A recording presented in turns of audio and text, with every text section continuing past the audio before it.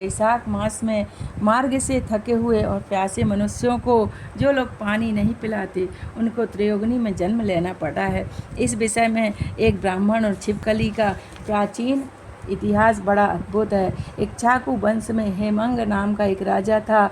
वह ब्राह्मणीय, महादानी, चित्तसत्र और जितेंद्रिय था। पृथ्वी में जितने कण हैं, जल के जितने बिंदु हैं और आकाश में जितने नक्षत्र हैं, उतने गोदान उस राजा ने किए थे।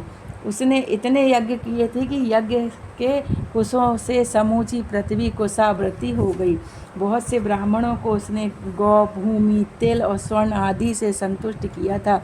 सुना जाता है कि ऐसा कोई पदार्थ नहीं जिसका दान उसने ना किया हो, किंतु उसने जल को सुलभ समझकर जल का दान कभी नहीं किया। यद्यपि ब्रह्मा के पुत्र महात्मा वशिष्ठ ने उसे समझाया कि जल दान का बड़ा महत्तम है, किंतु उस दुर्बुद्धि ने उसको मूल्य कुछ भी नहीं और सब जगह मिलने योग्य पदार्थ का दान करने से क्या फल मिलता है, इस प्रकार के हितवादों से कभी ब्राह्मण को जल दान नहीं किया। अलक्ष्य पदार्थों का ही दान करने से पुण्य होता है, ऐसे युक्तिपूर्वक वाक्य वह कहता था। वह अंगहीन, दरिद्री, जीविकाहीन ब्राह्मणों को ही पूछता था। श्रोत्रिय, तत्वज्ञाता, ब्रह्मवादी ब्राह्मणों को नहीं मानता था। सब योग पुरुष विख्यात ब्राह्मणों को ही सम्मान करते हैं। अनाथ, विद्याहीन, अंगहीन और दरिद्री ब्राह्मणों को कोई नहीं पूछता। इसीलिए ऐसे ब्राह्मणों पर मैं दया करूँगा। ऐसे विचार वाले उस दुर्बुद्धि ने जो कुछ दान किया वह सब अपात्रों को ही देता रहा। इस महान पाप के कारण 3 जन्म तक उसे जातक पक्षी होना पड़ा। फिर 1 जन्म में ग्राद और 7 जन्म तक वह कुत्ता होता रहा। उसके बाद हे राजन, मिथिला के राजा श्रुतकीर्ति के घर में उस राजा को छिपकली का जन्म मिला। घर के फाटक पर वह रहती थी और कीड़े खाया करती थी। इस प्रकार 87 वर्ष तक वह दुरात्मा छिपकली के रूप में रहा। एक दिन मध्याह्न के समय श्रुतदेव नामक ऋषि विदेहराज के घर आए। उनको देखकर राजा हर्षित होकर सहसा उठ खड़े हुए और मधुपर्क आदि से उनको पूजा करके पांव धोए। उस चरणोदक को अपने सिर पर छिड़का। दैवयोग से उसकी एक बूंद उस छिपकली पर जा पड़ी।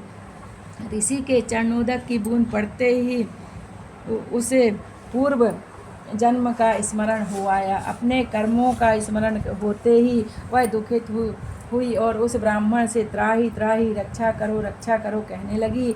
छिपकली का शब्द सुनकर ब्राह्मण विस्मित होकर बोले, हे गोधे, तुम क्यों चिल्लाती हो और किस कर्म से तुम्हारी यह दशा हुई? तुम कोई देवता हो अथवा कोई राजा या ब्राह्मण? हे महाभागे, बताओ तुम कौन हो? आज हम तुम्हारा उद्धार करेंगे। ब्राह्मण का यह वचन सुनकर वह राजा बोला, मैं इक्ष्वाकु वंश में एक राजा था। मैंने सब वेद शास्त्र पढ़े थे। पृथ्वी में जितने कण हैं, जल के जितने बिंदु हैं, आकाश में जितने नक्षत्र हैं, उतने गोदान मैंने किए थे। सब यज्ञ और पूर्त कर्म किए, दान भी दिए और श्रेष्ठ धर्मों का पालन किया, तो भी मुझे ऊर्ध्वगति न मिली और उस दुर्गति को पहुंचा। मुझे 3 बार जातक का जन्म मिला, 1 बार व्रात का हुआ, फिर 7 जन्म तक कुत्ता होता रहा, अब छिपकली की योनि में आन पड़ा। हे दूज, इस राजा ने आपका चरणोदक अपने सिर पर छिड़का। उसकी बूंदें किसी तरह मेरे ऊपर पड़ी। उसके प्रभाव से मेरे सब पाप छूट गए और मुझे पूर्व जन्म का स्मरण हुआ। 88 जन्म छिपकली के होंगे, यह मेरे भाग्य में बधा है। इससे मैं बहुत डरता हूँ। इसका कोई कारण समझ में नहीं आता, सो तुम विस्तार के साथ कहो। यह सुनकर वह ऋषि दिव्य ज्ञान से उसका सब हाल जानकर बोले, हे भूप, सुनो, तुम्हारे त्रियोगनी में जन्म पाने का कारण कहता हूँ। वैशाख मास विष्णु भगवान को प्रिय है। तुमने जल को अमूल्य, जिसका कुछ मूल्य नहीं और सुलभ समझकर उस महीने में जल दान नहीं किया। तुम जल दान का महत्तम नहीं जानते थे। इससे धूप के समय मार्ग चलने वाले ब्राह्मणों को जल नहीं पिलाया और दान भी जो दिया वह पात्र को छोड़कर अपात्र को दिया। ज्वलंत अग्नि को त्याग कर राख में हवन नहीं किया जाता। बहुत प्रकार से वर्णित और सुगंध आदि से युक्त भी कांटेदार वृक्ष का पूजन मनुष्य नहीं करते। बड़े वृक्षों में पीपल का वृक्ष वृक्ष पूजा के योग्य है? क्या तुलसी को छोड़कर भटकटैया पूजी जाती है? अन्यथा पूजन करने की योग्यता नहीं मानी जाती। पंगु आदि अनाथ केवल दया के पात्र हैं। तपस्वी, ज्ञानी, वेद शास्त्र के ज्ञाता पुरुष विष्णु रूप हैं, वही पूज्य हैं, अन्य लोग कदापि नहीं। उनमें भी ज्ञानी ब्राह्मण विष्णु भगवान को सदा प्रिय, और हे भूपाल, ज्ञानियों को भी विष्णु भगवान ही सदा प्रिय हैं। इसीलिए ज्ञानी ब्राह्मण सदा पूज्य है, और पूज्य से भी पूज्य है। साधु पुरुषों का अनादर करना इस लोक और परलोक में दुखदायक होता है, और महात्मा पुरुषों की सेवा धर्म अर्थ काम मोक्ष का कारण है। जैसे करोड़ों अंधे किसी पदार्थ को नहीं देख सकते, वैसे ही हजारों मूर्खों की संगति अर्थदायक नहीं होती। जलमय तीर्थ और मृतिका का शिला रूप देवता तत्काल फल नहीं देते, वे बहुत समय के बाद पवित्र करते हैं, किंतु महात्मा पुरुष दर्शन देते ही पवित्र करते हैं। साधु की सेवा करने और शिक्षा ग्रहण करने से कोई मनुष्य दुख नहीं पाता। जैसे अमृत पीकर पुष्ट हुआ मनुष्य जन्म मृत्यु और बर्धक्य से पीड़ित नहीं होता है। हे इक्ष्वाकु नंदन, तुमने जलदान नहीं किया और साधुओं की सेवा नहीं की, इसी से तुम्हारी यह दुर्गति हुई। अब हम तुम्हारी शांति के लिए वैशाख में किया हुआ अपना पुण्य तुमको देंगे, जिससे तुम भूत भविष्य वर्तमान कर्म समूह को जीतोगे।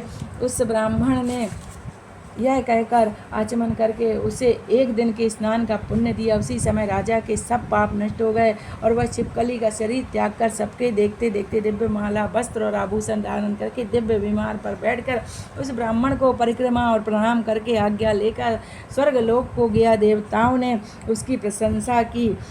वहाँ 10,000 वर्ष तक सब सुख भोग कर इक्ष्वाकु वंशी महाप्रतापी काकस्थ नाम का राजा हुआ।